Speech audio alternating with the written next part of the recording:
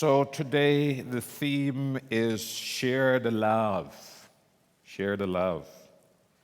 I should have actually checked with Scott and asked him to compose a song for this morning. He likes to compose, and he's good at it.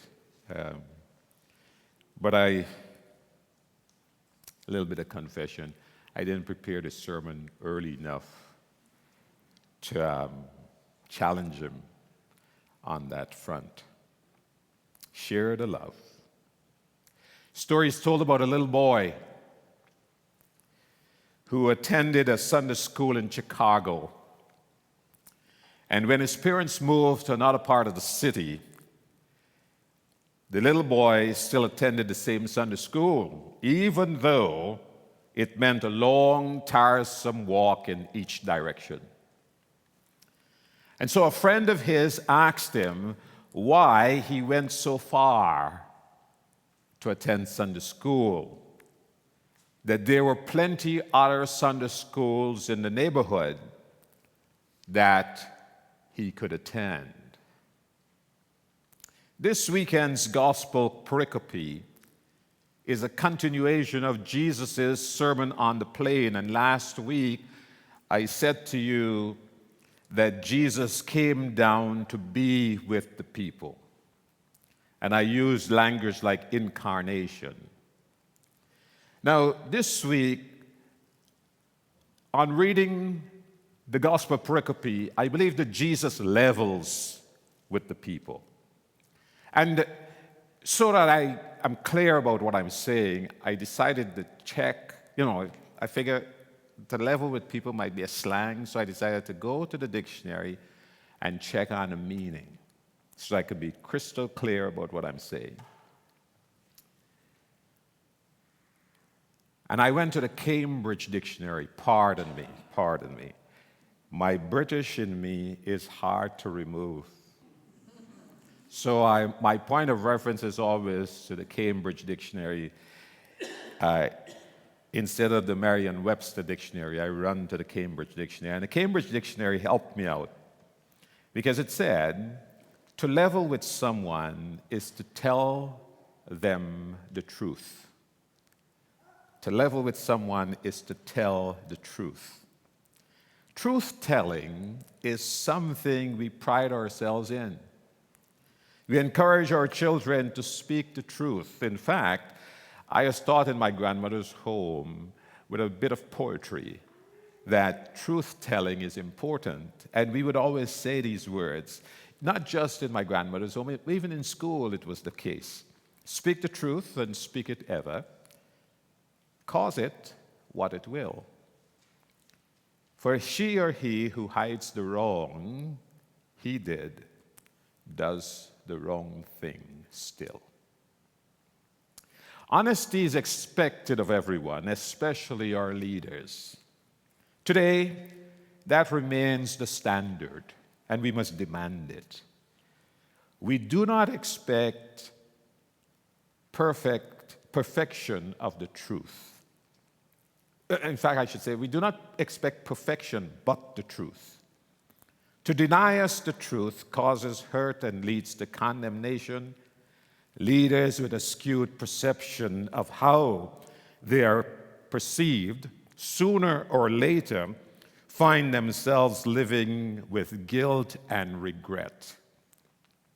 And sadly, guilt is a heavy burden to carry and does not help anyone because the damage is already done. It cannot undo the hurt, and the guilty struggle thereafter with forgiveness. Therefore, we must minimize decisions and actions that have negative repercussions. And this is not just for leaders, but it's for those of us who frequent social media and put things out there that we can't take back. We must do our best to be loving. We must do so not out of obligation, but out of a desire to care for the neighbor. Jesus levels with the crowd. He speaks truth. And if there's any word in the passage that should stay with us, it is verse 31. In fact, verse 31 is also what we will see if we go to United Nations. It is a mural painted by a famous American artist that covers a mosaic of peoples across the globe. And written into it are these words: "Do to others as you would have them do to you." Verse 31 of Luke, the 6th chapter. The emphasis here is not on behavior. Instead, it is about outlook toward the neighbor. Jesus admires the people's knowledge of Moses. He observed their obligation to keep the law. And although it was a burden, they were dutiful. But he could see that keeping the law was not liberating. He did not make them, in fact, it did not make them feel any better. And so Jesus offered them something that was liberating. Jesus offered them a radical alternative to obligation: love. Love your enemies, he said. Offer the other cheek. Give to everyone who begs. Do not judge. Love, love, love. I do not know how the crowd reacted, but I know that it is hard to follow Jesus. It is easier to follow Moses. Love. Love can be likened to carrying a torch. Torch races, where individuals or relay teams had to transport a flame, were popular in ancient Athens and were held in other Greek cities such as Corinth. Torchbearers started, and the first who crossed the finish line with his or her torch lit won the race. Now, back to the story with which I began.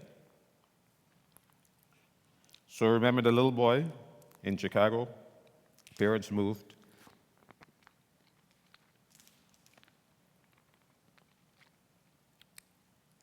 And he continued to attend the Sunday school across town, even though his friend suggested that he might attend one much closer to home. So the boy replied. He told his friends, "They may be as good as others. They might even be good for others, but not for me," he said.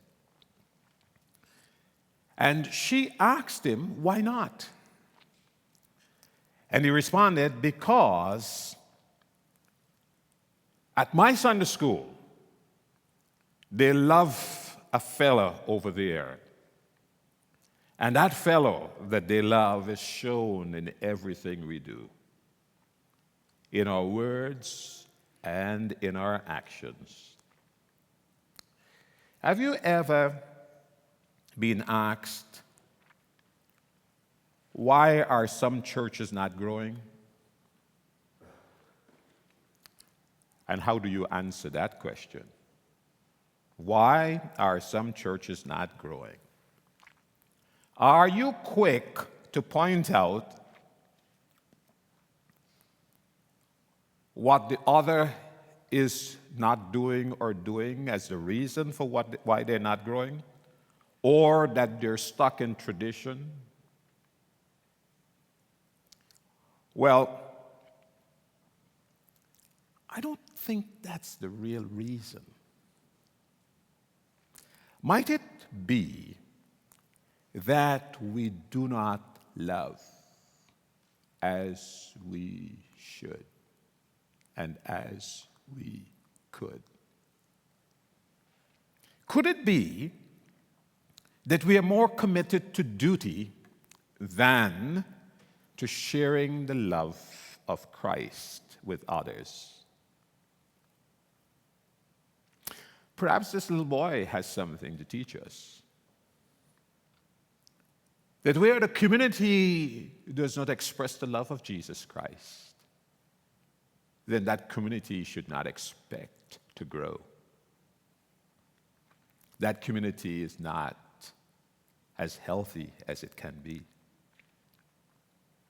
The early church grew leaps and bounds because of the believers' love for Christ. And that love for Christ was always on full display. I mean, when we read church history, we see it. When there were plagues, when there was a health crisis in the community, the Christians were the first to go and care for the sick.